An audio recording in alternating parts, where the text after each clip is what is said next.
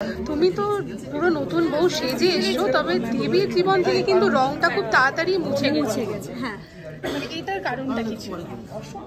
এটার কারণটা তো অবশ্যই একটা বিবাহিতা নারীর জীবন থেকে রং কখন মুছে যায়, যখন তার স্বামী মারা যায়। যেটা আমরা দেখতে পাচ্ছি যে তার স্বামী খুন হয়েছে, কিন্তু খুনটা কে করেছে সেটাই রহস্য, এবং সেটার জন্য দেখতে হবে কারণ। তুমি শুরু করেছিলে ধারাবাহিক দিয়ে, তারপর বড় পর্দা, এখন ওটিটি প্ল্যাটফর্ম। জার্নিটা কতটা কঠিন ছিল? জার্নি সবার কঠিন হয়, যে কোনো প্ল্যাটফর্ম, যে কোনো ওয়ার্ক প্লেসেই আমার মনে হয়। কারোর জার্নি তো যে অনেস্টলি এগিয়ে যায়, যে কোনো ওয়ার্ক প্রফেশনে আমি বলছি, সবারই জার্নি কঠিন থাকে। সেইগুলো নিয়ে আমি খুব একটা কথা বলি না, কারণ কঠিনতম জার্নি যার যত হবে সে তত বেশি সাফল্য পাবে আমার মনে হয়। আমি শুধু সাফল্য আর ভালোবাসা নিয়ে কথা বলতে ভালোবাসি, তো অনেক ভালোবাসা পেয়েছি পুরো জার্নিতে, আর এখনও ভালোবাসা পাচ্ছি, মানুষের আশীর্বাদ পাচ্ছি, এবং সেটা কন্টিনিউ হচ্ছে আমার প্রত্যেকটা কাজে, তো সেটাই আমার খুব ভালো লাগছে।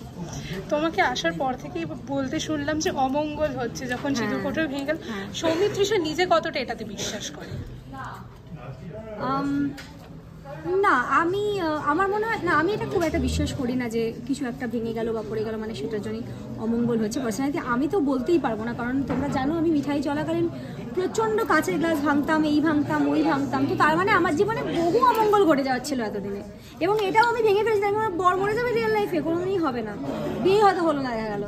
তো আমি ওগুলোতে বিশ্বাস করি না। আমার মানে যার ডেস্টিনিতে আমরা যেটা লিখে নিয়ে এসেছি সেটাই হয়, আর তার সাথে কর্ম আছে, জীবনের কর্ম যেরকম করবে সেরকম ফল পাবে, আমি সেটাই বিশ্বাস করি। তবে দেবীর জন্য আমার শেষ প্রশ্ন, যেটা দর্শকদেরও বোধহয় থাকবে, যে কাঁটাটা কার? কাঁটাটা কার তোমাকে আমি বলে দেবো এত সহজে? হ্যাঁ, তাহলে এই প্রশ্নটার উত্তর জানার জন্য কি করতে হবে? উত্তর জানার জন্য অবশ্যই দেখতে হবে কাল রাত্রি আমার প্রথম ওয়েব সিরিজ, শুধুমাত্র হইচইতে, 6 ডিসেম্বর 2024। Thank you.